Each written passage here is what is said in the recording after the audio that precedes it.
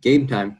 All right, so we'll start off with program development. And the first thing that we have to do within program development is similar to what we have to do in research, and that is to identify the goal and aim of the program. So we always need to have vision to know where we're actually going. So the goal helps guide everything that we would need to do when developing this. So if we're looking at the corporate level, this is the vision and mission statement. And like as I was saying, in order to have where we need to go, we need to have vision of it. And if we don't have a mission of where we're going, we can't possibly know what it would look like to make it happen. So when we're identifying the goal, we need to know what we're trying to implement and what we're trying to change. So if we wanted to do a program development or like peel back the layers of what I did to develop this study prep, it would be, what are the holes in the study prep program arena right now?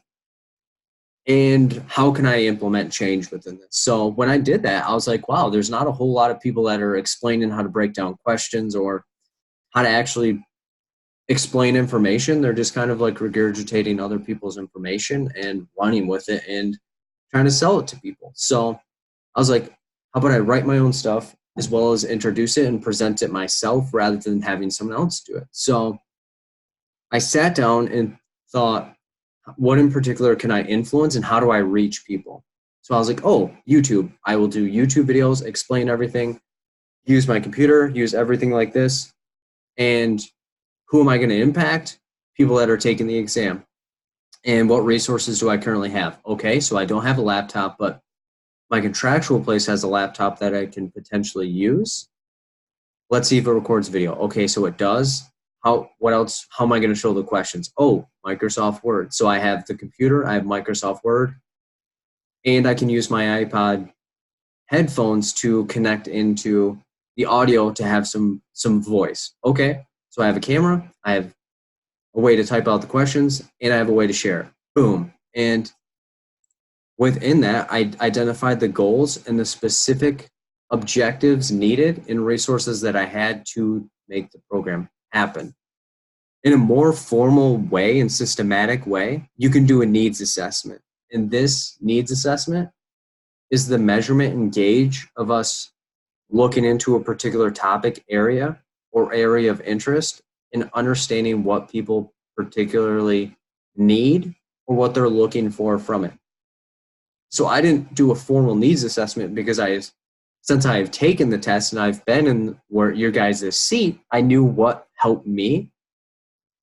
And I just did it based on feedback from people. So those have been rocking with me for a little bit. I basically follow the same routine, but I've made changes to different things that I've done and made it easier, such as these recordings. Before, people would show up to the study group, I would send them the Word document, and they would have to remember everything. I was like, how do I fill in this gap? Okay, so let me start recording it. So that was kind of a need thing as well. So within a needs assessment, we want to define what we're looking to solve / look through or decipher through any gaps or any unhelpful or harmful things that are currently being done that can make us get closer to the goal and avoid all of the riff and the raff.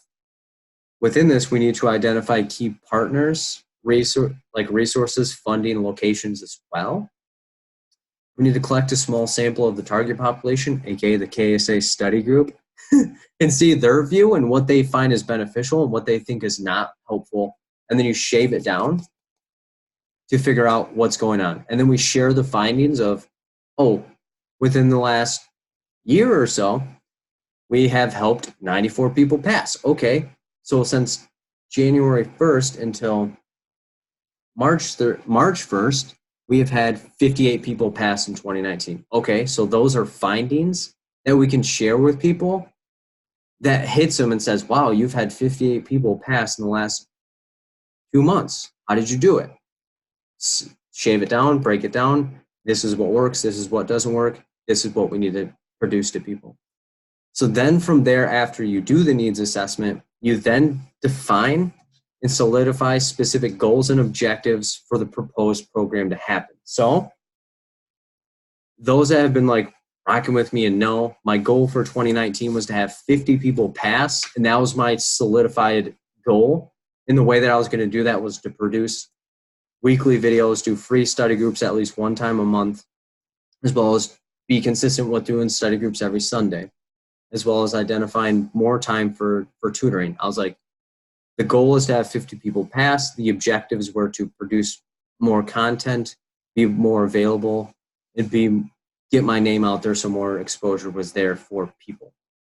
And through that is how we know if it was successful or unsuccessful. So in more specific terms, the goal is the overall measurable outcome that we're trying to look at. So your overall measurable goal could be to pass your exam. And the objectives would be the specific ways that you are going to look at it and address it and make that thing happen. So, for example, someone could have a goal is to pass the clinical exam. The objectives could be, I will study 2 hours per week. I will look at Phil's videos every Sunday.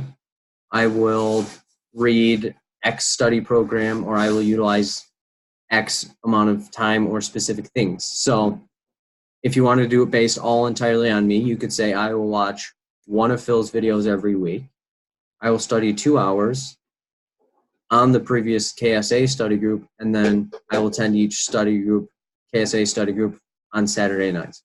So we have one goal, 3 objectives underneath it, and it's able to actually define whether we're getting closer to the goal or not. So the overall goal is the skeleton, and then the skin, or the human skin, is the gaps that we're filling in. So the objectives are how we would actually define the figure. And then once we identify the need that we're trying to do, the specific goals and objectives to get there, we need to establish a group of people to make it happen. So this is like the planning phase of the program. I have what I want to do, how I think it's going to happen, and then I need people to actually deliver how it's done. And this is where we get more into the specifics of like, who is going to do the groups? So Phil is going to do all the groups. Where is he going to hold them? On Zoom. How long? KSA study group from 5 to 8. One of the hours is going to be question and answer, and the 2 hours is going to be the content as well as practice questions. How is it going to be relayed? Via Zoom as well as recording. How is the recording going to be done? Via Zoom and then uploaded to YouTube. And then this helps to make sure that we're not missing any of the specifics when doing it. And if something's missing, it'll be easy to define and say this wasn't implemented, so I was not able to get the intended result. So if I need or add the missing part, it could create this intended result. So that's where you would make an amendment and then develop the program differently. So it keeps kind of an accountability as well as timeline of when we're going to roll out the program as well as how long. So again, if we want to refer back to the KSA study group, the KSA study group was defined as 8 to 10 weeks, but now we have defined it as basically 10 to 12. And we've defined the question and answer is going to be 5 to 6 p.m. Eastern time. And then the content is going to be 6 to 8 Eastern time. So there's our framework of how long and the duration of what we're going to do. And at the end result of the 10 to 11 week program, the result to see if it was effective would be what was your guys' previous test scores, what were your guys' end test scores, and within that, pass and fail. So we could have 2 measures. Did your test score increase? And then did you pass or fail? So that is how we define it as successful or unsuccessful. And then once we do all of that, develop it, and get the framework, this is where we'd release this and conduct a soft launch. So you guys being in this study group right now was my soft launch of my test prep. And the way that I am seeing, does it work, does it not work? So this is the soft launch is a release to a small group of people, depending on what you're trying to do. Here we've done 10 people. We could have opened it up to more, but then it would be considered kind of a big launch since I don't have a base of people that are actively doing it. And then this is where we select a specific area or population to do it. So mine was just based on you reached out to me, I assessed you, and then we went from there. And then we make adjustments to the program to meet the needs of the particular people. And then this is where we need to make sure the identified goal is being met. So after every study group, I ask you guys how you felt it went. What did you find helpful? What did you guys not find helpful? Oftentimes you guys will tell me, thanks, Phil, that was another great study group. I liked this, this, and this. And then I ask any dislikes, and you guys say none. So I feel like we're still getting the intended result, which was to help you pass your guys' clinical exams or your master's level exam. The majority of you guys are taking the LC, but there are some people that are taking the master's as well. And then this soft launch, make sure that we have some type of accountability under us and make sure that we're setting out to do what we're actually doing. So let's say at the end of the program, you guys are like, I don't feel any more prepared and I'm more anxious about this exam rather than feeling prepared and comfortable around the exam. I would have done a very, very poor job of meeting my goal, which was to help you guys feel more prepared and subsequently pass. So at the end of this study group, I will basically ask you like an overall, how did you guys think? What are suggestions? What are positive things that you wanted? And would you suggest this to somebody else? And once that is done and I compile it and polish it up, I'm going to launch an overall launch of it. So rather than just having it down to 10 people, I will launch it to as many people as wants to do it, probably cap it out or maybe not cap it out and just release it for good. With this stage of the program development is where you include more people than the soft launch, and we have more resources, time, and people to help deliver the intended result, meaning it's not just me managing 10 people, it would be me managing, let's say, 100 people. A lot more legwork, a lot more time, so maybe include somebody else to help manage that. And then make adjustments along the way, but it would be a lot slower. It's a lot easier for me to change a schedule for 10 people rather than 100 people, because 100 people have 100 personalities and 100 different results that they're trying to do. And accountability is often placed in the hands of the people delivering it. So let's say I hired people to help deliver this service, which I don't have any intentions to, but let's say I did. I cannot guarantee that they're going to have the same heart, same vision, same drive, and same work ethic that I do for this project and for people to pass. So that is where you'll see some ideas and companies fail because they introduce people that don't have the same heart, vision, and it just ruins the entire process.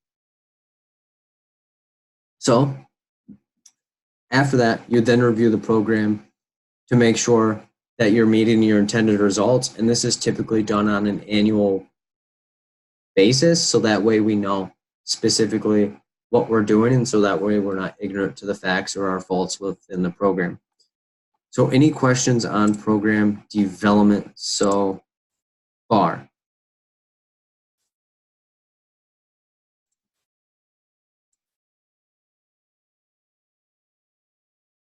And if you don't, just type no into the chat. No. Okay. And is it helpful if I like compare it to the program that the KSA program, or do you just want me to stick to specifics? It is. Okay. Yes. Okay. Okay. So, and again, briefly to review the steps. 1, you need to identify your goal. So the who, the what, the where, the why, the when. Do a needs assessment, fill in the gaps so that way we're not trying to reinvent the wheel.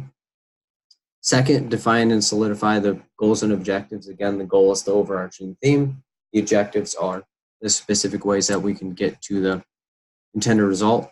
The 3rd is to establish people to deliver the service. And then 4th is to release a soft launch to the people. 5 is the real thing. So once we have a program developed, we have to evaluate the program. So when evaluating programs, the easiest way to associate it is an audit. So if you currently work in practice, you've probably experienced an audit, and they are one of the most stressful things ever. But we peel it back, and they're basically just seeing, are you guys reaching your intended goals and objectives? And if you are, great. Here's some improvement points. And if you're not, that's okay. But here's ways that you can change and get closer to it. And The same thing for program development and evaluation is the same rules for program evaluation. So identify the overall goal or objective of the particular program. So that is why I tell people view community and indirect practice is the same way as direct practice. The first question in consideration that you look at for individual clients is the same for community, meaning the first thing that you'd want to do when somebody walks into your office is ask them, so what brings you in today? So we need to identify the goal and the objective of the particular person, program, community, research study, etc. So the way that we would do this is we need to examine the mission and vision statement of the program / agency. So this can be done by talking to the directors, whether it's the executive, the program, clinical supervisors, to see what they think is actually happening at the agency. Not what is actually happening, but what they believe is actually happening. So this can also be done by reviewing the policies and procedures of the agency or particular program of interest. So let's say we have a substance use agency and we're doing an evaluation of everything. That substance use agency can have a residential, it can have a detox, it can have an outpatient, it can have an intensive outpatient, it can have a community outreach. But let's say in this particular thing, we want to evaluate the outpatient clinic. So we'd walk in, see the overall goal. The outpatient clinic is to make sure everyone remains abstinence throughout the program for 12 weeks, and then we'll discharge them. Okay, so now we have the goal and the objectives within that. The way that we would do this is have them attend weekly therapy as well as have one group meeting every Friday. Okay, so now we have specific overall goal, which is maintain sobriety for 12 weeks. The specific objective, attend one individual meeting and one group meeting on Fridays. So we have our overall goal and objective. And then within this, we'd also review the trainings and competencies of the people. So let's say there's a substance use credential as well as they have to attend weekly supervision with the clinical supervisor. So within this, we'd then identify all of that. After that, we need to describe the specifics of the program. So this is the clients being served. So let's say we're working with adults from the ages of 18 all the way to 45.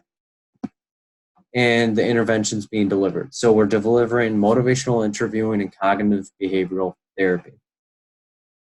And so we have who the clients are, 18 to 45, CBT and MI. And remember, the overall goal is to make sure that they remain abstinent for 12 weeks.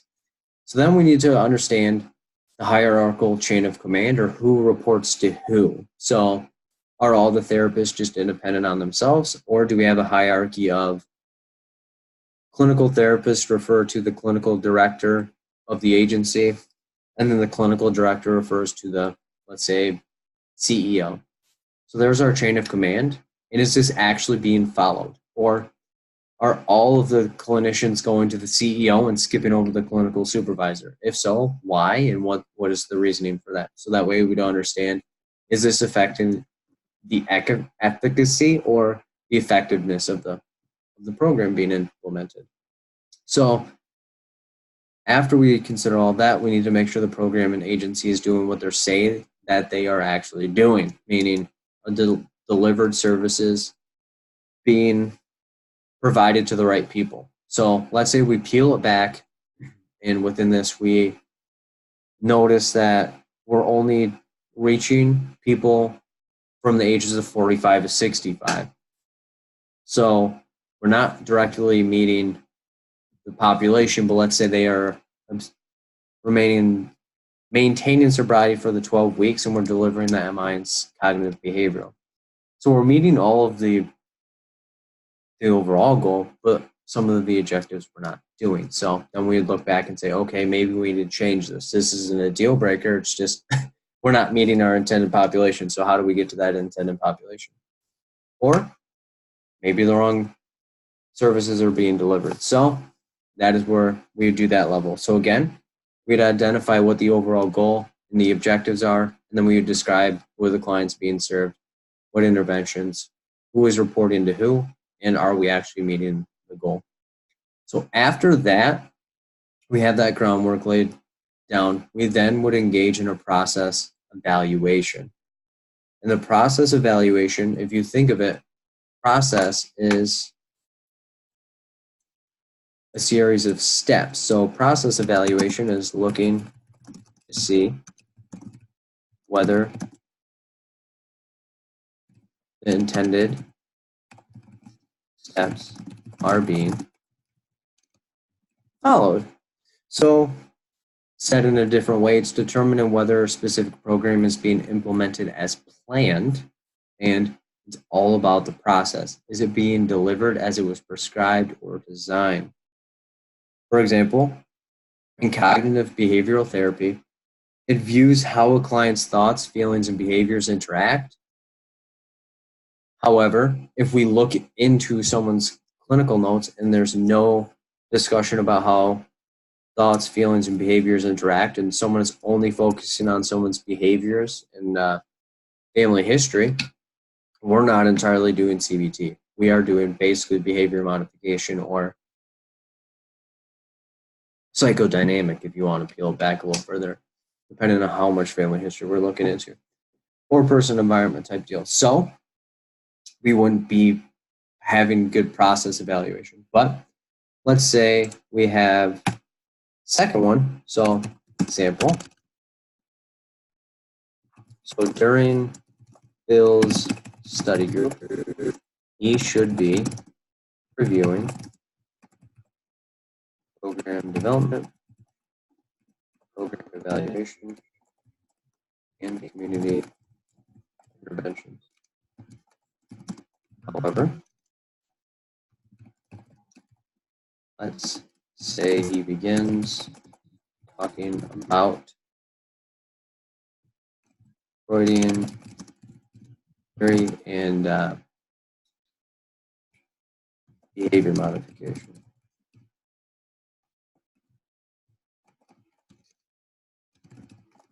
Do you think I would have passed a process evaluation? Say yes or no in the chat.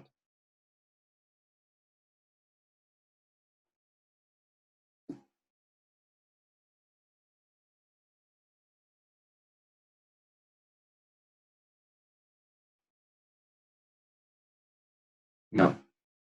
No. No. You're absolutely right. Because I would not be following the process that I should have been doing. So third example. So let's say Phil is working with someone and having them utilize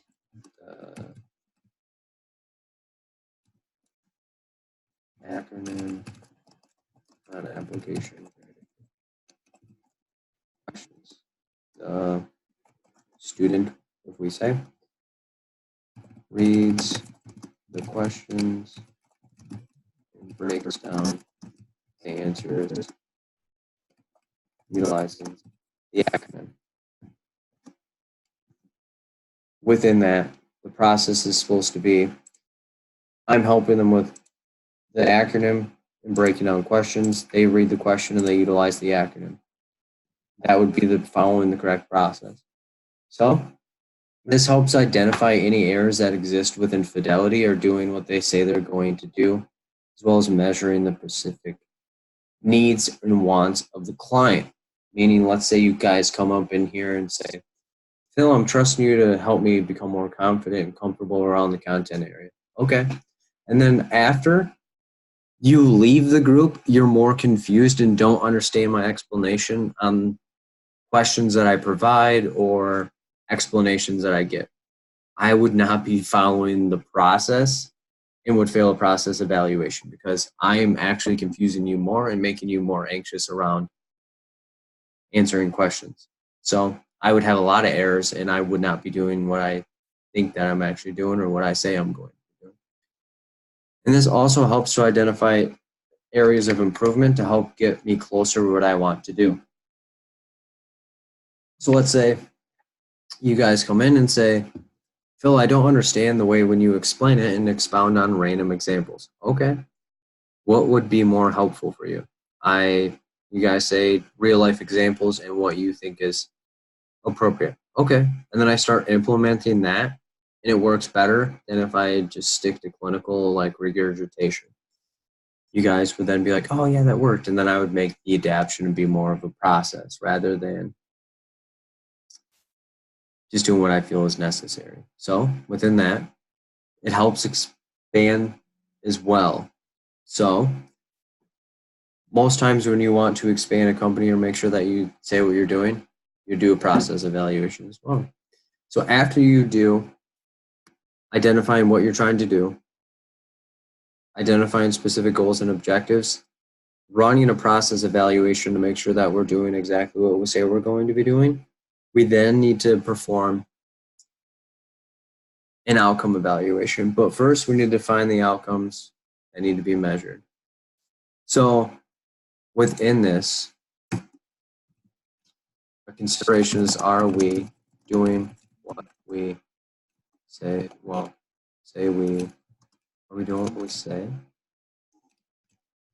We will do in getting the correct outcome. So this explores what intended change we're looking at, and this is trying to identify any gaps in competencies, attitudes, behaviors, and trainings that could help us get closer to it. And if we don't have them, why don't we? This is impacting the particular result that we see within client situations and client interactions. So basically, are the programs causing change in a client's life, or is it actually hindering the client situation? So if you guys were attending this study group and again felt more anxious, did not feel confident, just wanted to leave and felt like you're questioning whether you're a social worker, I'm not getting the right outcomes, so I need to find training, change the way that I'm doing something to help change the outcomes of what we're doing. So the main thing that this outcome evaluation looks to do is identify areas of improvements that can change to get me closer to the result. So it's huge on competencies and trainings rather than the specific result of the program. So do not let the word outcome confuse the heck out of you, because some people get hung up on a couple of words and then go from there. After we do all of those things, we then need to examine the success and the result of the program. So within this, we then look into like what is helpful within it, and did we reach the amount of people that we wanted to. So as I was saying before, my goal was to have 50 people pass their exams in the year 2019. I look at the results, we've hit 58 people. So we've exceeded that, and then I needed to look at it and say, we need to adjust this to meet our specific population. And then what trainings does the person need, or what further things would be helpful to implement within the agency or program that we're looking at to ensure that the overall goal is being met. So let's say within the KSA group, you guys are like, I would prefer you to send out questions periodically to make sure that we get it and it is helpful. Then that is something that could be like an amendment for the future. Or let's say I take a training on how to deliver groups better or how to video edit, etc. That'd be a way to expand the service or program to get closer to the result, or how to reach more people. And then it also helps identify positive feedback and strengths within the agency to help further client success. So if we did a lackadaisical outcome evaluation or examine the results of the current KSA program, some strengths that we could pull out is as Nadine was saying, there's a sense of community and that she looks forward to interacting with everybody. My laid back style relates to you guys and you feel that it makes you feel more comfortable. I provide a question and answer segment. So if you guys have any looming things that you aren't sure of, whether it's mine or not, you get those questions answered and you enjoy the explanation. So those are strengths within that.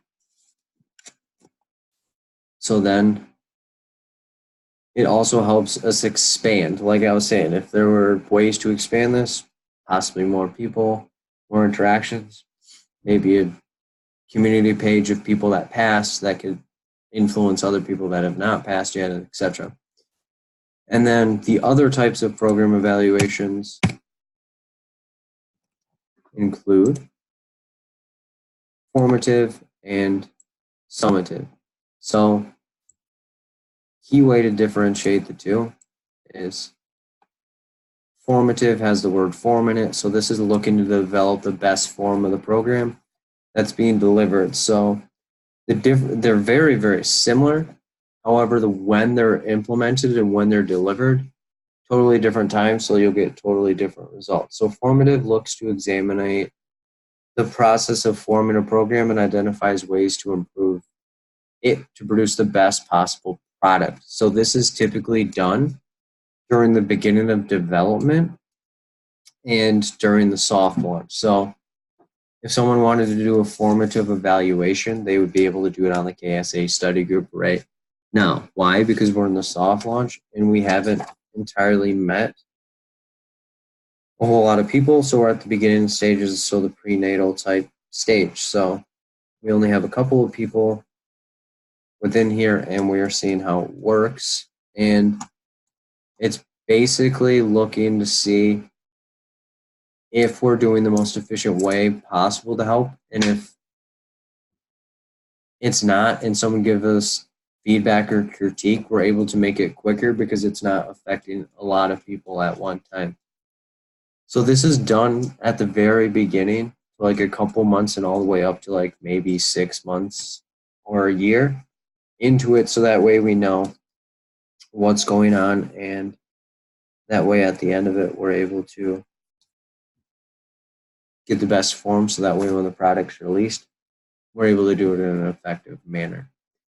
And then summative is basically like you see the word summa. So basically the summary, we just say RY to it, of the program. So this is done when the program is completed or nearing the end of its implementation process or phases or previously identified amounts of time. So these are our audits that are done like annually. Like I had the annual review for my job, whether I got a salary raise or not. And this looks into the program's effectiveness and identifies areas of improvement and strength to build on the future. Did we meet the intended outcome or did we fall short? If we fell short, what do we need to do to fill in the gaps? And if we did meet it or exceed our goal, what was helpful? What do we need to continue into the next segment? So that way we can continue improving. And it looks to help identify ways that a program can continue to expand and grow and continue the same greatness. So any questions on program evaluation? And if not, just type no into the chat.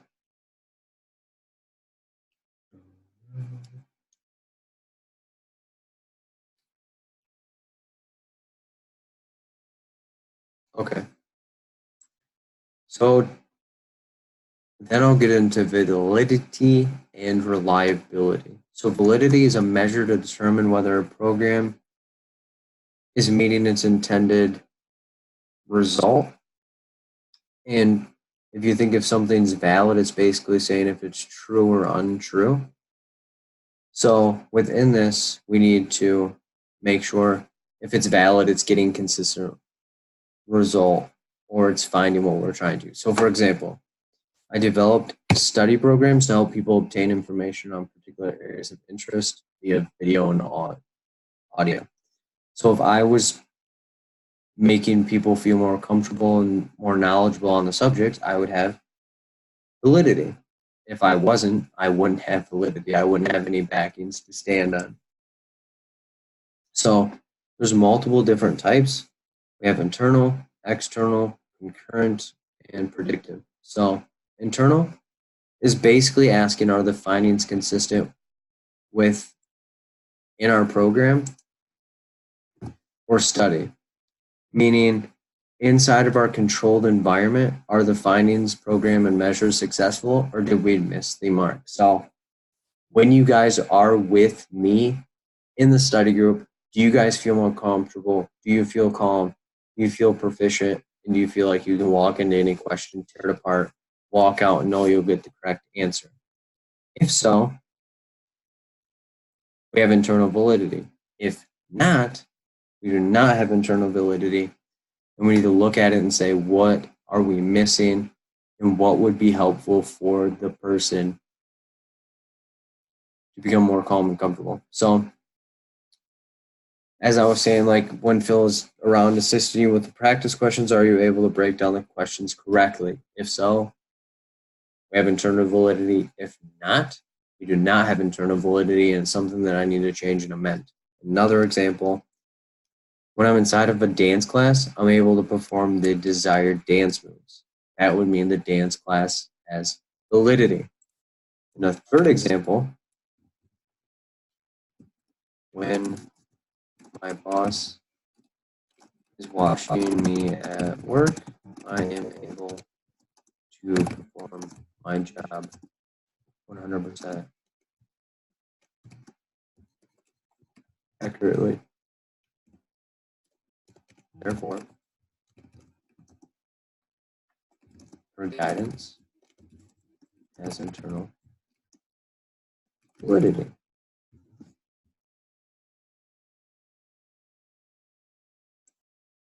Okay. And then external validity. So if you think of the word external, it's outside of something. So these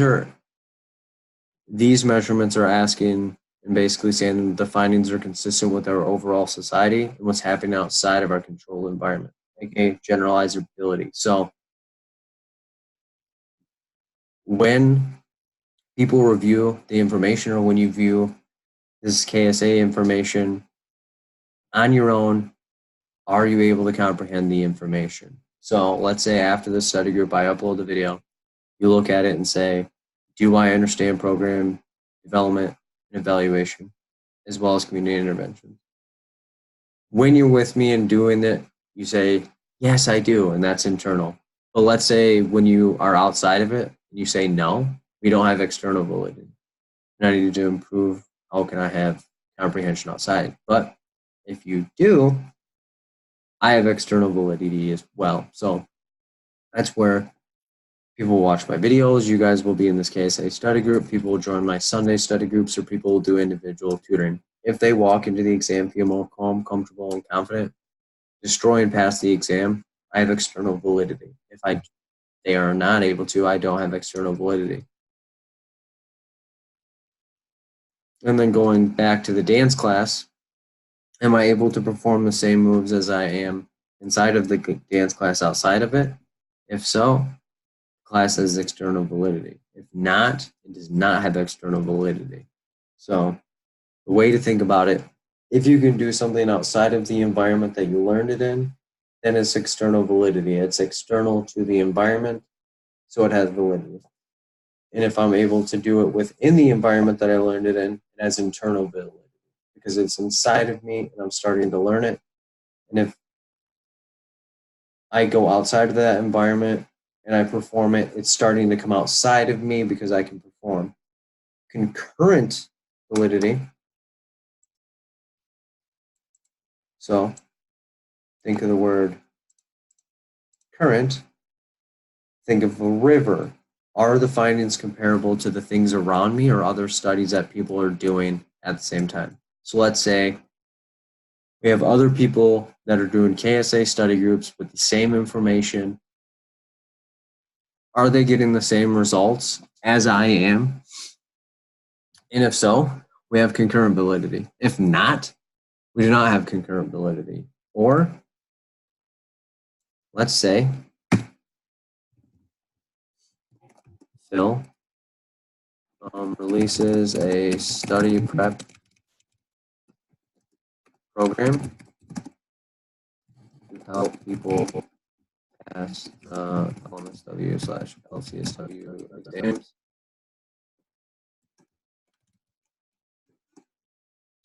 to help increase pass rates with these exams.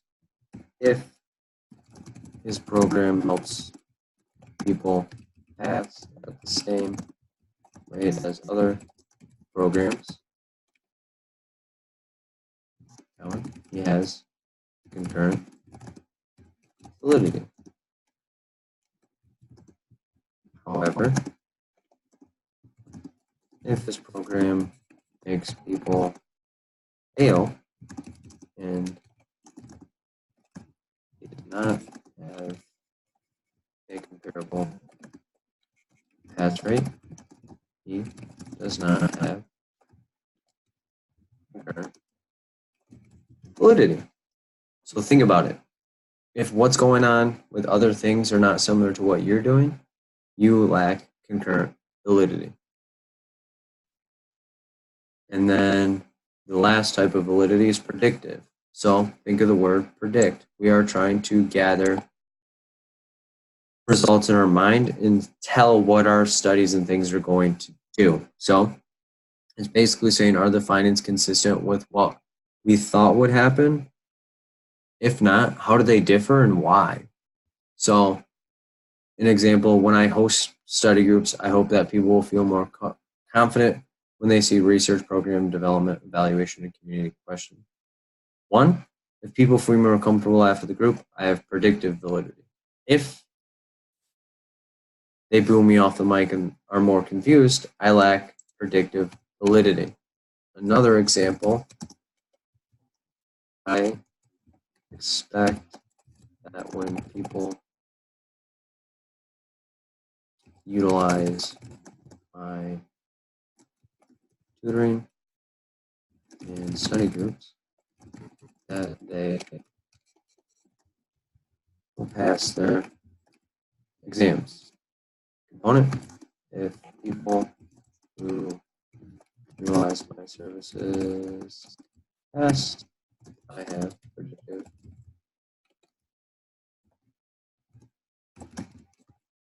validity, meaning I predicted that more people would pass than not. So when people do not pass while utilizing my services, I lack predictive validity. Which then leads us into reliability. So if you think about reliable, it's something that you can consistently lean on and make sure that it's there. So reliability is basically saying, are the measures that we are using consistent with what we're trying to find? And are people able to get the same results as we are while doing that? So let's say I had my roommate who's a nurse practitioner. He starts doing study groups for me because I have an illness and I'm not able to do them. Is he able to relay the information in the same way? And are people still passing? Given, I don't know how many people would actually trust that, but let's say they did, and he has people failing left and right. He would lack reliability, or my study materials would lack reliability, or etc.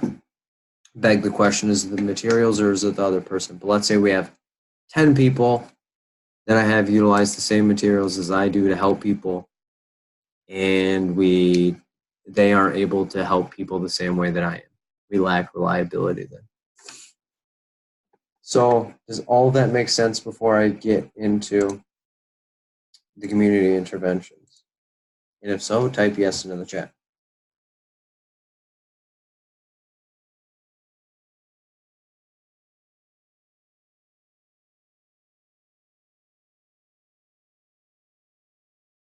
Okay.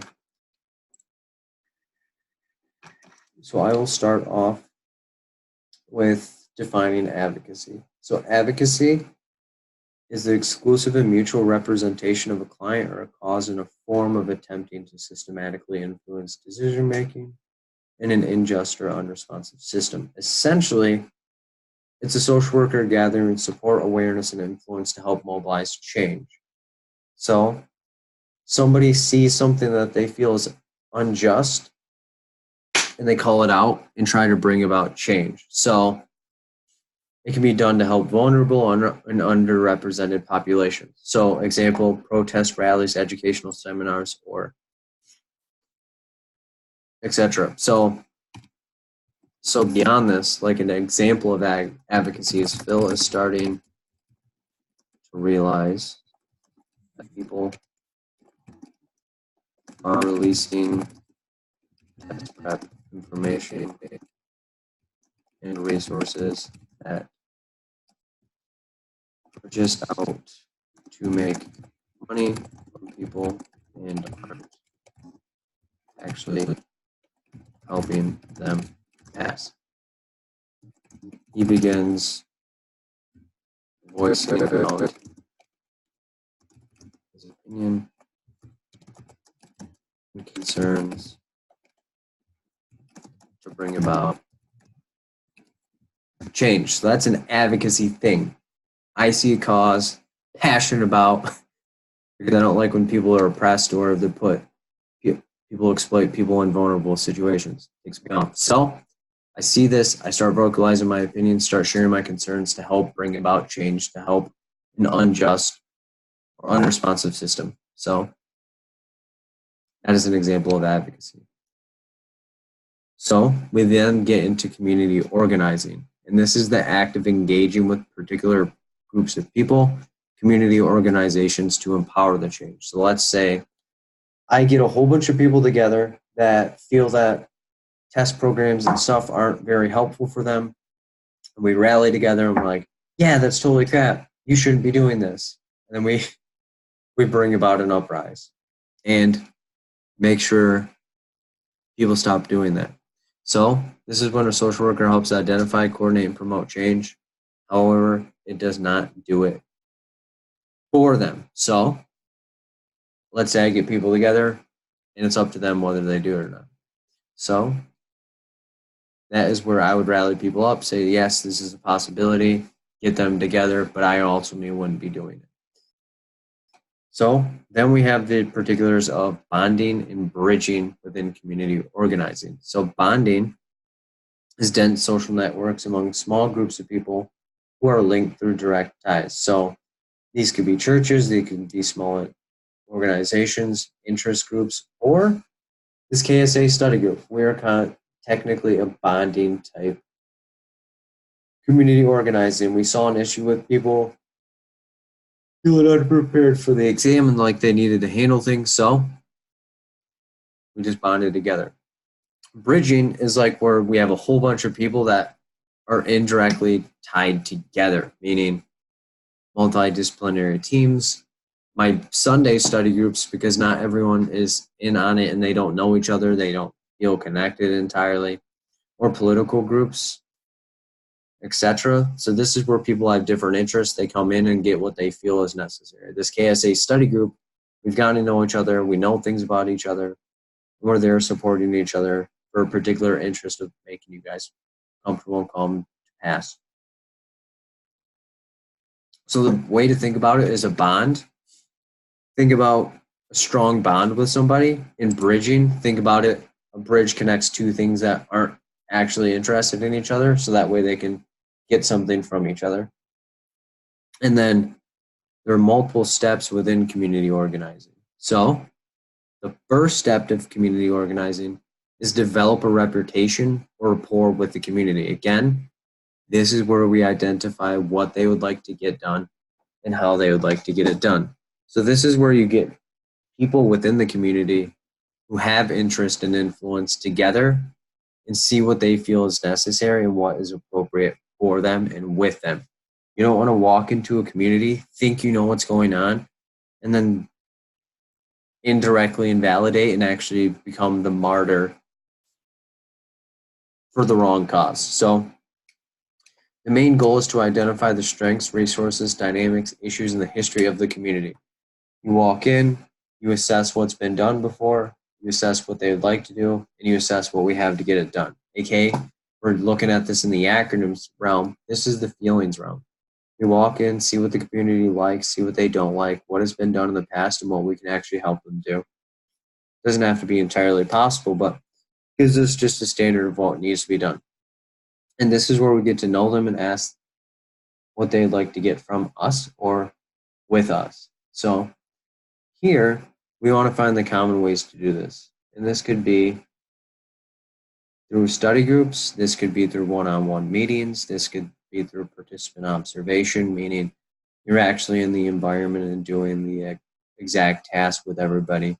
Or snowball sampling. So let's say I told everybody, hey, if you invite one person to the study group and they pay, you will get a discount on your admission into the study group, or etc. It just kind of incentivizes as well as gets more people to support and or back you based on what you know and what you're trying to get done.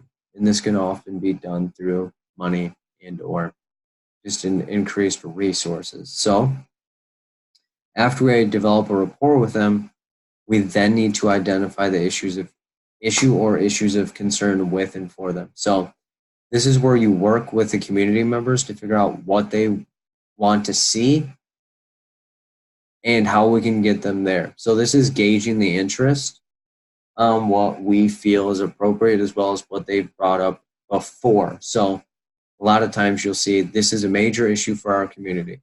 And then you pose it to the actual group members of the community, and they're like, that's not even a big deal. We've already adapted ways to address that. So how about you just stop getting on our backs? And then we continue to explore previous attempts at a change to help rectify and maybe polish and not have to reinvent the wheel, just deliver something that has been done before better than it's ever been done before.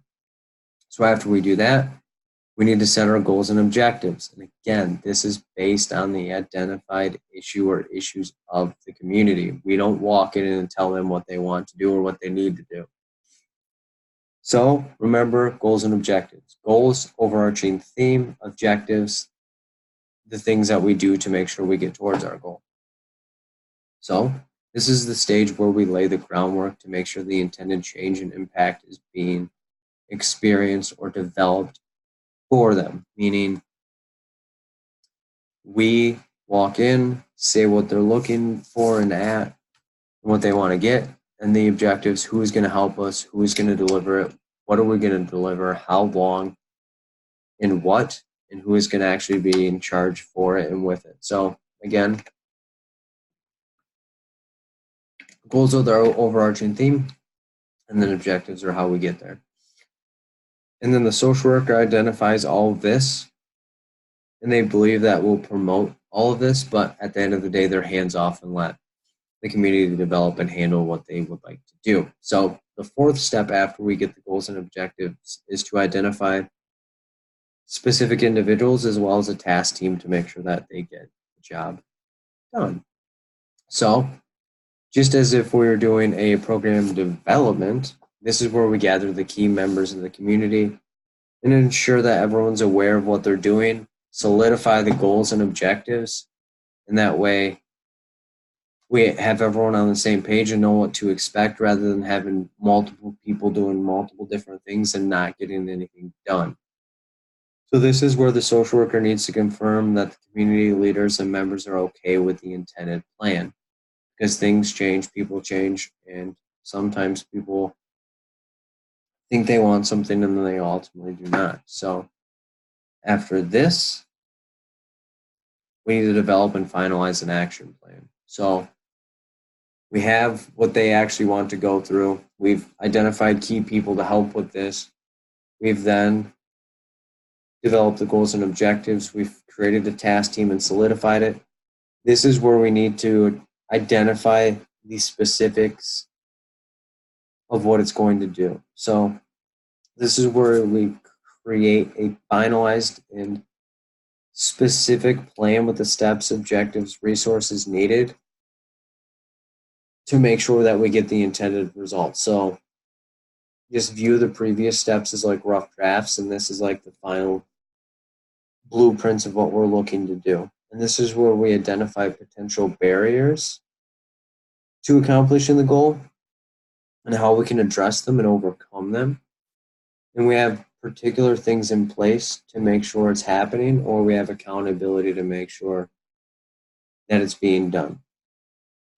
And then the sixth and final, this is where we execute and evaluate the action plan. So this is where we deliver everything that we've been preparing for, and then we analyze and monitor throughout to make sure that any unforeseen issues or problems or barriers are combated and overcome, so that way it doesn't derail us, and that way we make sure that we can continue on with our intended plan. And then after that, we need to evaluate whether our goals and objectives were met. If so, by how much? If not, what things were missing and how can we get closer to making those changes? And then we decide whether we actually met our intended result, or should we go back to stage one and reevaluate and go from there and then develop another community organizing effort. So within there are three different types of community organizing. So 1, social action. 2, locality development. 3, social planning. So social action is where the social worker assumes that there's an exaggerated or disadvantaged segment or group of people that needs to be organized to make demands on the larger society to get their needs met. So this is where there's a lack of resources, lack of rights, lack of fair treatment, vulnerable population that doesn't have the power needed to make things change, but with the social worker's help, they can give the professionalism and expertise needed. So locality development is where a neighborhood, so think of locale, meaning it's local, and we have our local neighborhood, and this is where neighborhood-based strategy is used to engage a diverse group of people who are interested in the change, or fancily stated, stakeholders. So in developing goals and taking the action plan, we are just like a mobilization to get them closer. So the main goal is to create a sense of collaboration amongst different parties and increase the ability to address any concerns that affect the community actively. So locally, we just get everyone together that's interested, help them develop a plan, but then be hands-off. Social planning is where a professional will assist with making a specific change and impact for an identified community. So this is where we get our hands in it, make the formal plan, help policy development, and make sure that it gets done. Locality is where we plant the seed and let it grow. Social planning is where we monitor and make sure that the seed is actually growing. And the emphasis is placed on the interests of the participating agency and community at large, rather than on particular people or their interests. So this is typically done to benefit the entire community rather than a short segment or community, like neighborhood type deal. And then 2 additional type ways of doing it is coalition. And a coalition is a group of diverse organization and people that can join together to accomplish a specific goal. And the collaboration amongst a group of people helps accomplish the goal quicker. So let's say I had somebody else helping me write questions and making videos, making slides, typing up papers. Then it'd be coalition, meaning I have a collated notebook, meaning I have a lot of pages that make up the notebook. And then lobbying, this is the process of influencing public policy involved in developing and implementing strategies to persuade people power. So if I know particular people have particular resources such as money or time, I can often make people listen more than if I don't offer a whole lot of things. So this can help vulnerable, underrepresented population gets their needs met, Or I could fill in, like I always said, I have more like knowledge in, let's say, writing questions. And I feel like the questions that people are writing aren't that great. I stand up and say, hey, like, hey, I feel like this isn't really good. Maybe you should change it this way so that way you can help benefit more people. So I'd be lobbying for a cause that I feel is important or have buy-in within that. So any questions on any of the stuff that we went over today before we get into the particular questions? And if not, just type no into the chat and we can go from there. I didn't hear you. It was the first hands on and the second hands off. Within this, social action, locality development, and social planning.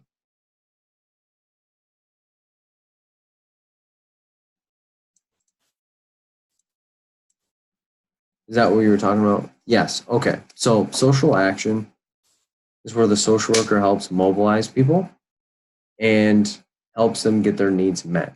So this is where we're filling like information. This is where we're advocating towards political parties. We don't have any particular segment like it's just in general. Let's just say social workers that fail the exam. It's not based on state. It's not based on any like race or ethnicity or anything like that. It's just like social workers that fail the exam.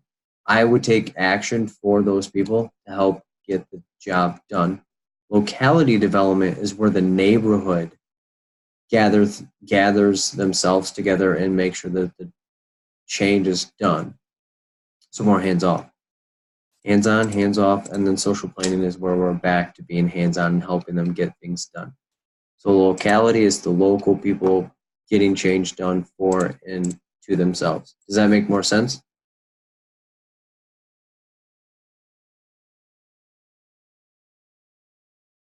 Okay, yes. Okay. Any other questions that people have?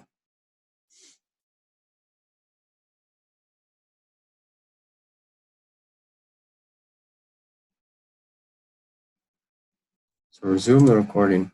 So the first question. A social worker conducting an annual program evaluation of the implementation of transportation to the client's head or agency is unsure of what type of evaluation would be most helpful when inquiring about the outcome of the transportation program. Which type of program evaluation would be most helpful to use in this situation? A, outcome, B, process, C, formative, C, summative. And when you have your answer, type the word faith in the chat.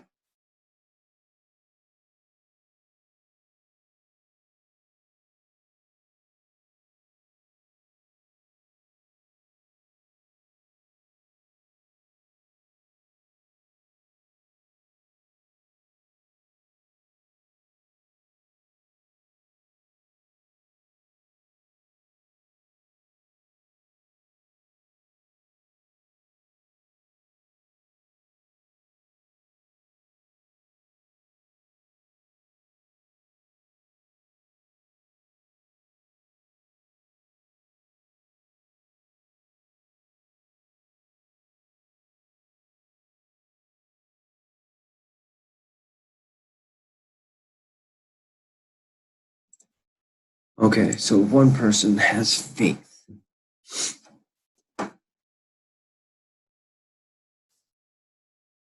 And feel free to take as much time as you need.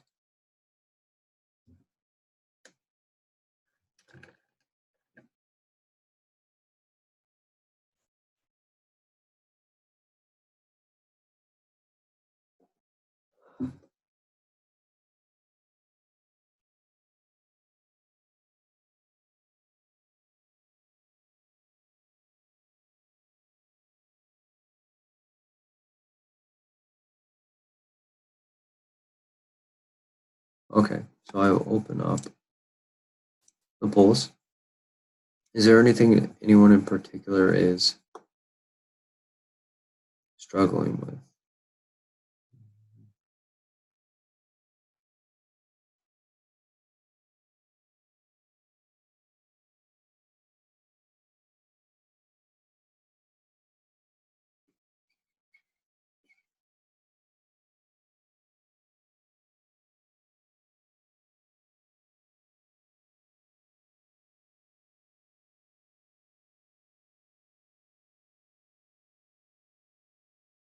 And if you need more time, just type time into the chat.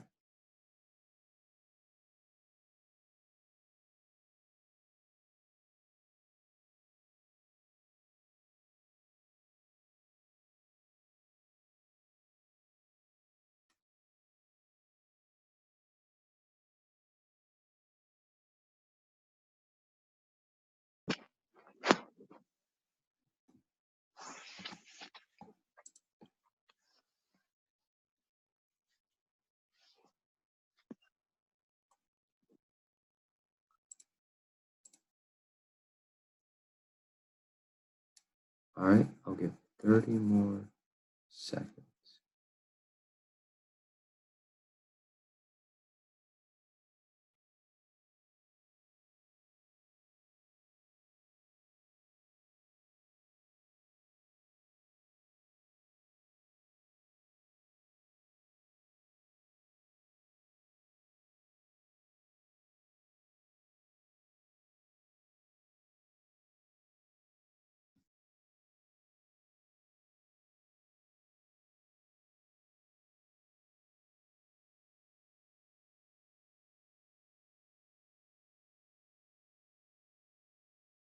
Okay.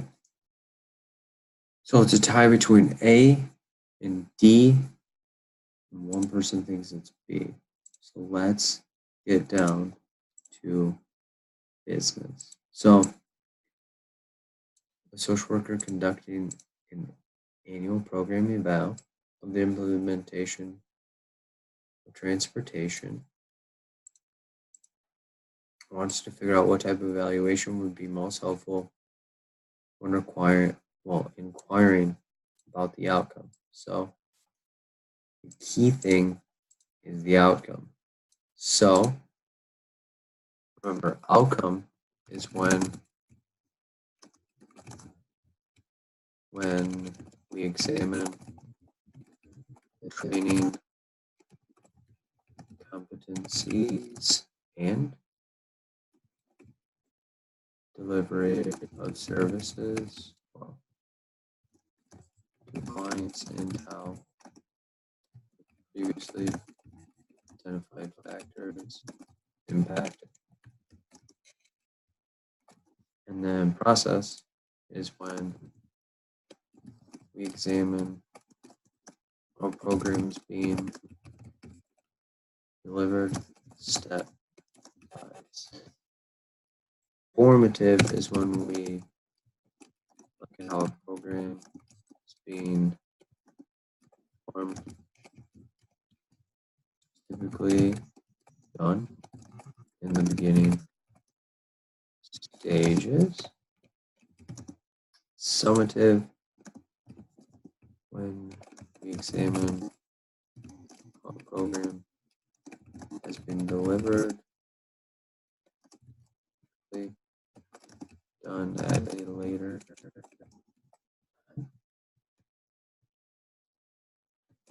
creating a summary of the results.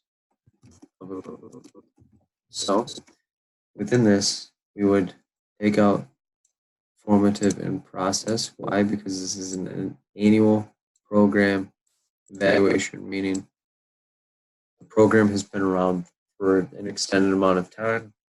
So are we looking at the training competencies of the people delivering the services, or are we looking how a program was delivered and compiling the results? So with that, the correct answer would be summative, because we're gathering a summary of what it's done.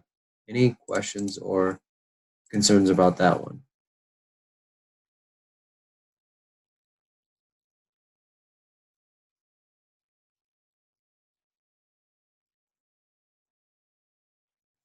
Okay. All right. So a social worker at a family agency is working with adolescents who are struggling with substance use disorders. Adolescents who have been attending individual therapy for 6 months and have not shown any improvements. The social worker would like to evaluate her agency's substance use program. What would be the first thing they would need to do? A, speak with some of the adolescents in session to obtain their perspective of the program. B, Identify available resources to help make changes to the program. C, implement additional as well as group sessions to help improve results. D, reach out to social workers at another agency to see how they're conducting their substance use program. And when you have your answer, type the word thankful into the chat.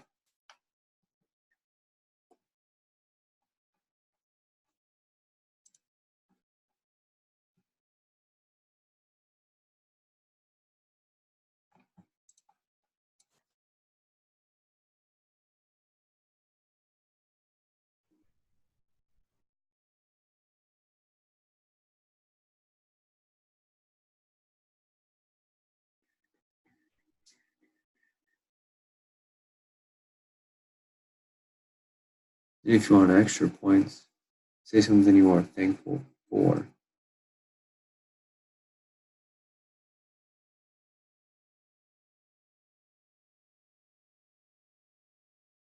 Good health.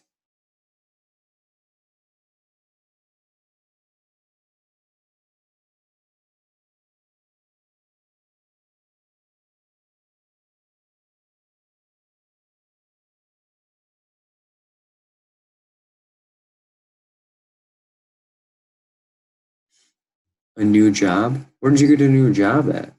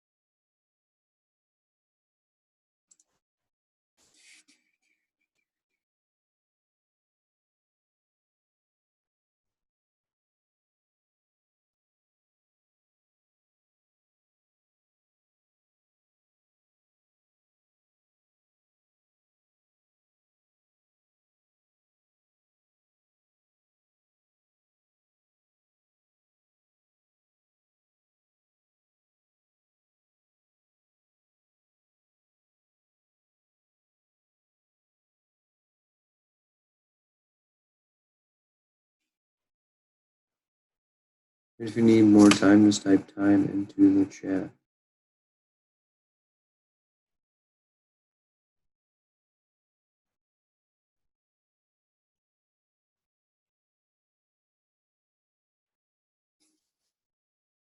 So 30 more seconds. Methodist foster care. First day was Friday. Well, that's exciting. Methodist foster care. Are you excited? Are you like happy with the position so far? Given it's only been a day, but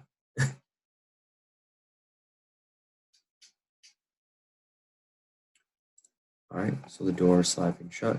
So the majority think it's A, some think it's B. So social worker at a family agency working with adolescents who are struggling with substance use disorders. Adolescents have been attending group for 6 months. No improvements. The social worker would like to evaluate the program. So A, speak with adolescents in session to obtain their perspective, feelings, identify the resources available to the program, assess, implement additional individual and group, intervene, reach out to the social workers at another agency to see how they're conducting their substance use programs, intervene. So 2 intervenes are out. And with that, the correct answer would be A, because you need to figure out why they aren't progressing or what they would like to see from the program before you can actually identify the resources available to change it. It's a little overzealous and too quick to operate on that. Any questions about that one? Very much so. Great opportunity. Awesome. I'm so glad to hear that you got a new job. It's always a blessing when you can walk in and say, yeah, this is mine now. Third question. A community-based social worker has been collecting data around the rates of homelessness among transitional aged youth in her community. The social worker would like to implement strategies to help decrease homelessness and increase community involvement around the needs of vulnerable populations in her area. What should the social worker do first to accomplish her goals? A. Identify clear goals and objectives that she would like to accomplish before sharing them with the community. B. Continue to collect data to ensure that she has adequate evidence to back her goals. C. Engage members in the community to help bring about change among the homeless youth in her area. D. Speak with homeless transitional age youth to better inform herself about the issue. And when you have your answer, type something that you look forward to in the near future.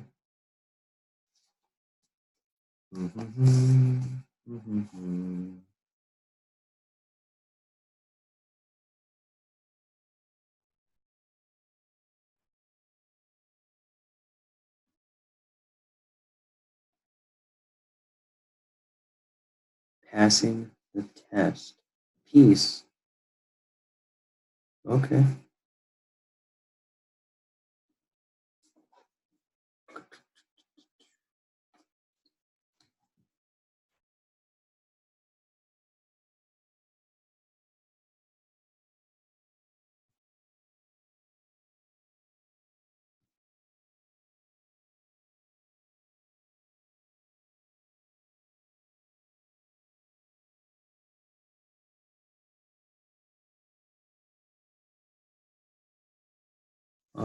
Sheila, I'll go back to that after we break down this question.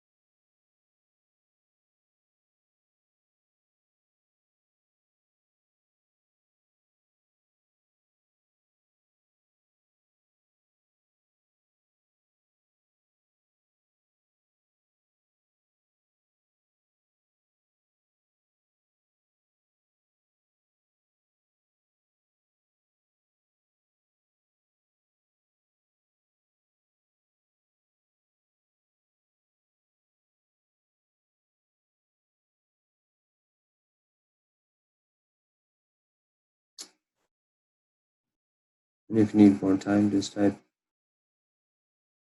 time into the chat.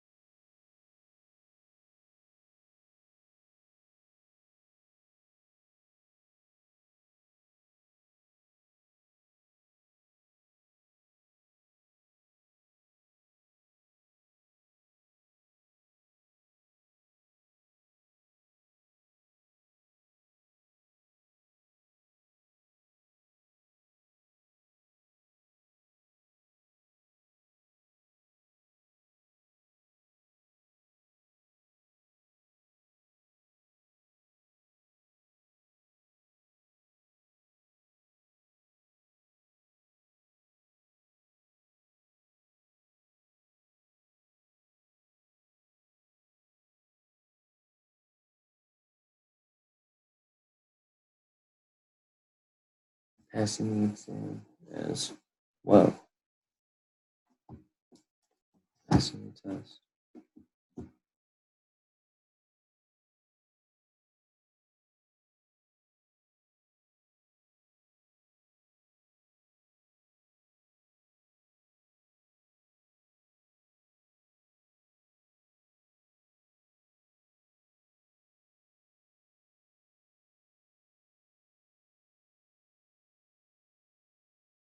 Okay, so I'll open the poll.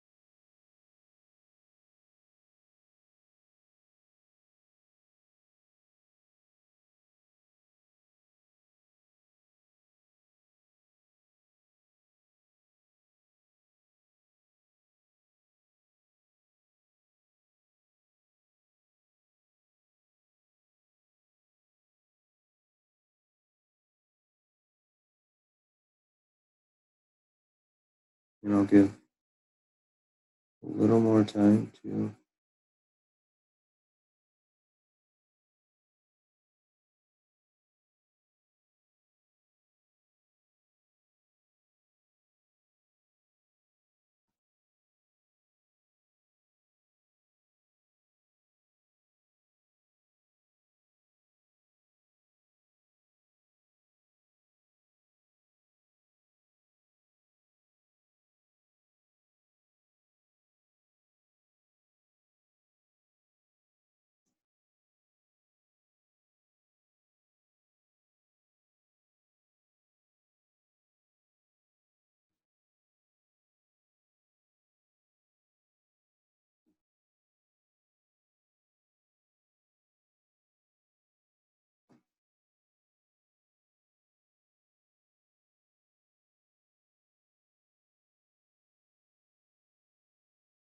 okay. So let's see what we're looking at. Whoops. So we have a community-based social worker collecting data around the rates of homelessness of transitional age youth in the community. The social worker would like to implement strategies to help decrease homelessness and increase community involvement. And what should they do first? A, identify clear goals and objectives that she would like to accomplish before sharing them with the community. B, continue to collect data to ensure that she has adequate evidence to back her goals. C, engage members of the community to help bring about the change among the homeless youth in her area. D, speak with the homeless youth to understand what they would like to obtain. B would be incorrect here because we don't want to continue just ripping random amounts of data about, because that's a lot of energy and time that we otherwise could be focusing on other things.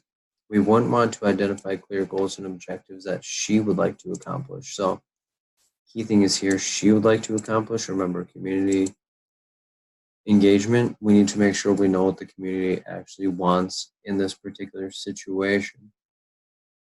So then we need to ask ourselves, do we want to engage all of the members of the community to help bring about the change? Or do we want to speak to the homeless transitional age youth to better inform the decision? So the best answer here is D, because we want to speak with the specific homeless population to understand what they want and if they actually want assistance. Because let's say we go in there, they don't want assistance, they're happy with being homeless, so let them go. And if we only talk to people of the community, all of the community people, we might not get the particulars of what that population actually needs and or wants. So keep in mind that we don't want to jump to conclusions when it comes to what in particular is important to somebody or with somebody. So the best answer here is D.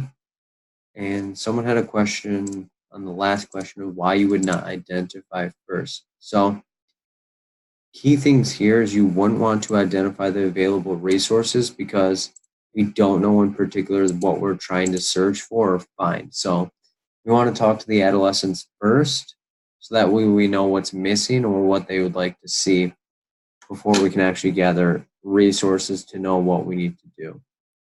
So that's why we want to identify first. 4, a social worker that is working with adolescents who struggle with eating disorders has been conducting an evaluation on the effectiveness of the interventions used within her agency. She has already identified the goals of the agency and has conducted a process evaluation. What would be the next step she would have to take when conducting the program evaluation? A, identify the organizational structure of her agency. B, define the specific outcomes desired by the agency. C, conduct an outcome evaluation. D, conduct a summative evaluation. And when you have your answer, type one thing that you're currently struggling with in the chat.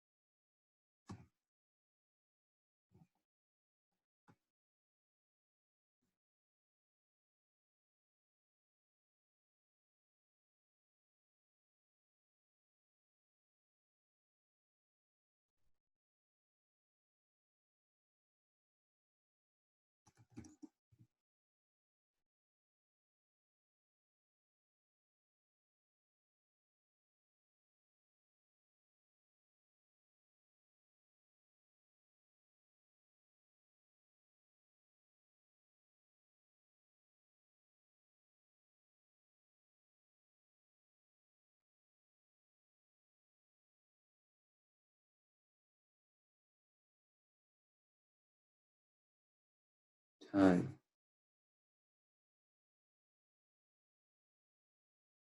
What has you struggling for time?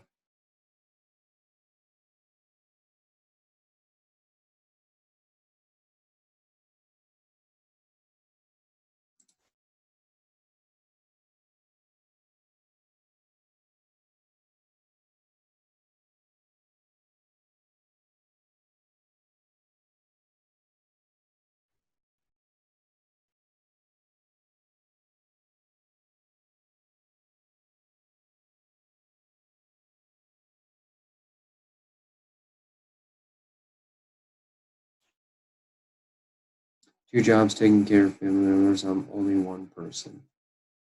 Just take it piece by piece, sister. I know that struggle all too well. But knowing that you're doing the best that you can with what you have and what you know and can do, you may need to trim back on some things, and that's okay. But don't ever trim back on what you specifically need for yourself.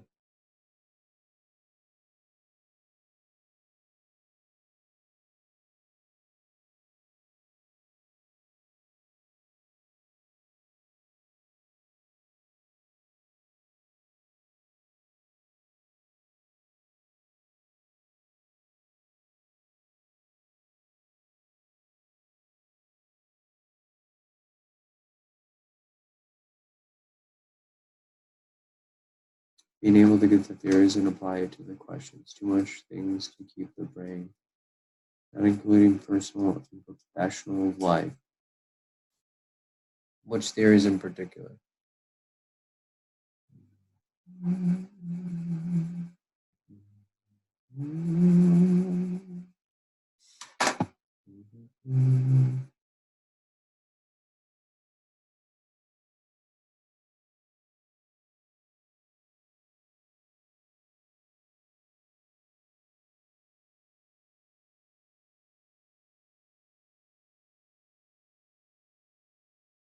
Letting go of things that don't serve me, whether it's habits or individuals. That is powerful. Freud, Erickson, mainly the longer one. So Freud is a monster. Erickson's is a touch easier. So if you think of the words in Erickson's, they kind of almost describe what the stage is for and from. Freud, depending on which one you want to look at, is longer or shorter.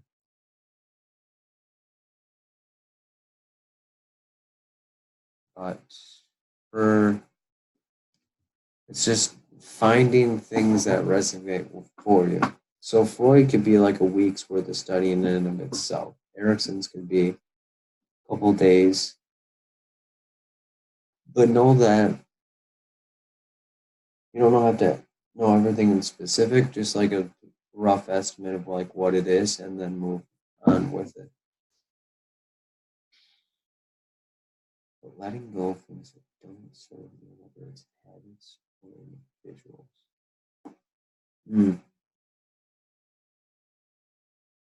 Pretty tough. How do you see yourself overcoming that? So focus on a theory a week is a good idea. Nadine, if that was me, I would. But remember, I also took a very little amount of time to study. But if you have a decent amount of real estate and time, yes, like every couple days, every so often, so that way it's fresh into your mind. So that way it's not so overwhelming. Taking it piece by piece is a lot easier than taking a whole sandwich.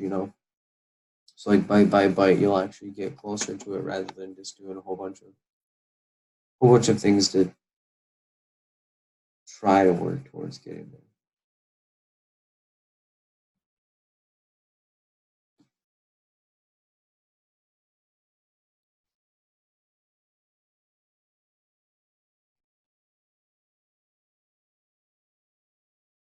Okay. So the majority think it's C, some think it's B, some think it's A. So let's look at it. Social worker working with adolescents struggling with eating disorders, target pop, conducting an evaluation on the effectiveness of intervention. She's already identified the goals of the agency, implemented process, eval. What would be the next step? So identifying the organizational structure has already been done because she's identified the goals as well as conducted a process evaluation. So remember, process evaluation is the third in line, goals, and then structures 1 and 2. So then summative would be totally out because that's at the very end of it. And this is when we're only at the process. So then we have to decide, do we do an outcome evaluation or identify the specific outcomes desired by the agency? So this is where we're kind of needing to take it slower and remember what the possibilities are. So in order to conduct an outcome evaluation, we need to know what outcomes we need to be looking for. So that is the correct answer. If you remember up in the notes, process evaluation, the next step, we need to identify the outcomes to be measured, and then we perform an outcome evaluation. So bingo, bango. So they're very simultaneous, but that is how we need to look and define that. Any questions on that in particular?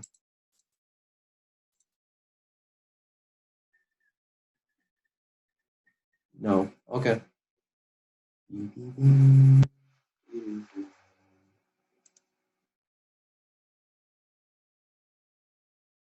So the fifth question, whoops. So a community social worker has been working with members of his community to reduce the amount of human trafficking that occurs in the area. The social worker has formed a partnership with the local hardware stores to provide flashlights and neon green safety vests to interested members of the community to help reduce the rates of abduction at night. What type of community organizing best explains the social worker's intervention? A, social planning. B, social action. C, locality development. D, harm prevention. And when you have your answer, type one way that you can overcome your current struggle. Wait, what was the answer? The answer was B, define the specific outcomes of the desired agency.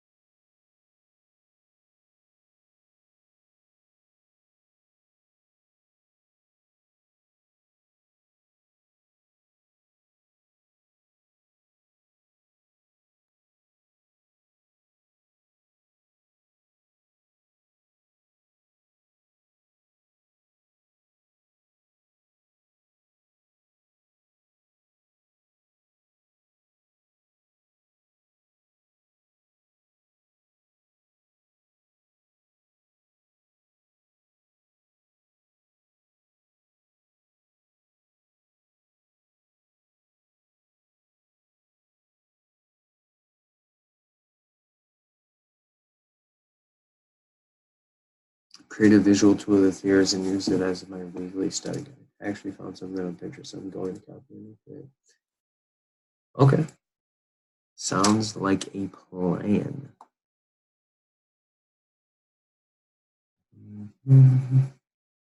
Are you going to do it on like a poster board? Be careful of thoughts because they slip into your mindset. Yes, they do. Where your focus goes, your energy flows. And where your energy flows, your focus goes. So make sure you surround yourself with people in this group or like-minded people that are actually out for you rather than what they can get from you.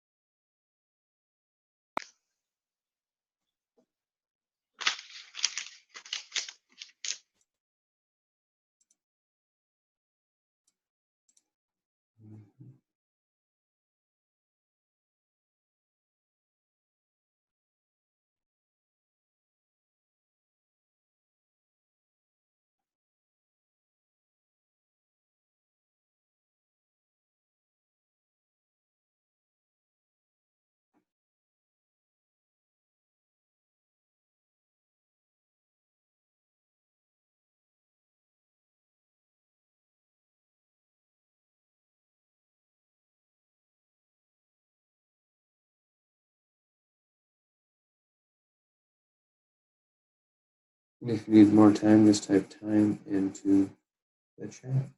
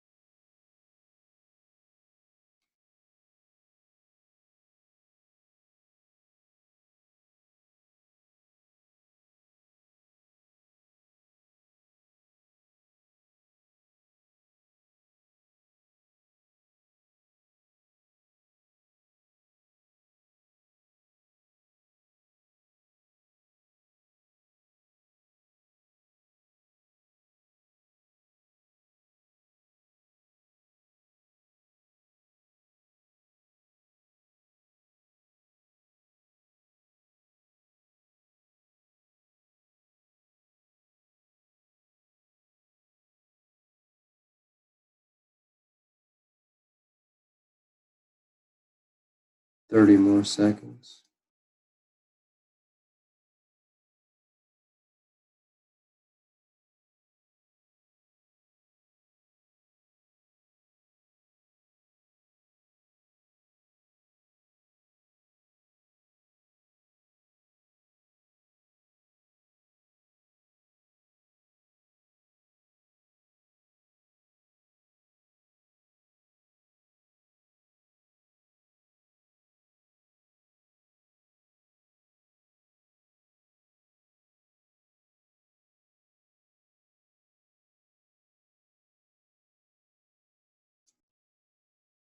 Door slam shut. Let's see what we're looking at here.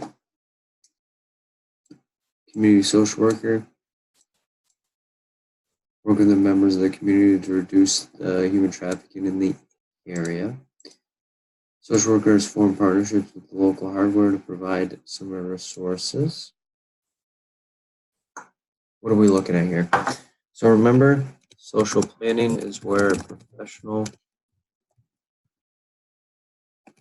helps out an entire community and initiates resources, resource delivery, and implements policies. Social action is when the social worker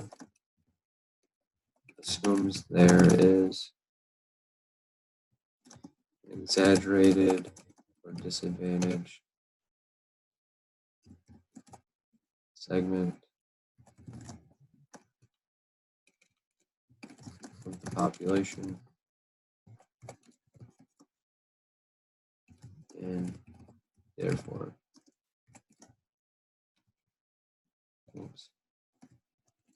therefore change is focused on demanding a larger society. And then locality, remember local is when key stakeholders tend to bring people together to help solve a problem affected well, affecting the community. Therefore, they try to bridge the gap. On prevention,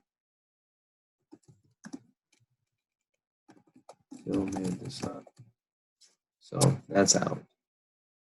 So let's review the question again. Social worker work with members of the community. The social worker formed the partnership. And they worked with the hardware stores to get a need met.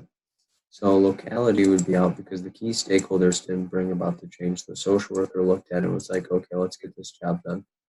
So then did they look at it and say there's an exaggerated or disadvantaged segment and the larger society has to help, or did they themselves help the entire community initiate resource delivery and implementation of policy? So it'd be social planning because we help plan the action and let the hardware stores do their thing.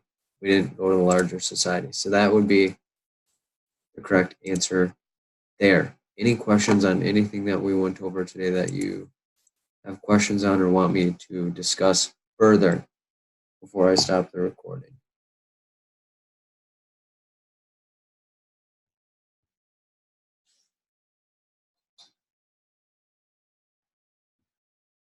And if you don't, just type no into the chat.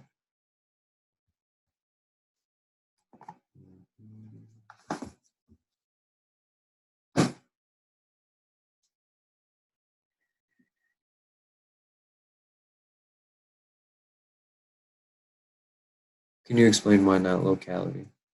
So locality is when key stakeholders attempt to bring about the change. So this would be that if there were concerned citizens within the community, they went to the hardware stores and said, we need to make this happen.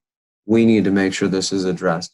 But since the social worker was there to help them form it and perform it, that is why it would be social planning over locality development. The community didn't do it for themselves. The social worker helped the community do it. Does that make more sense?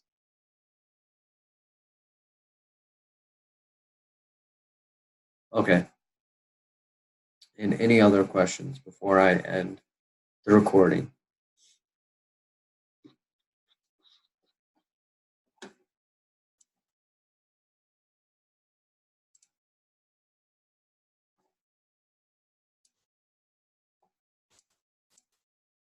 Okay, so recording 3, 2, 1.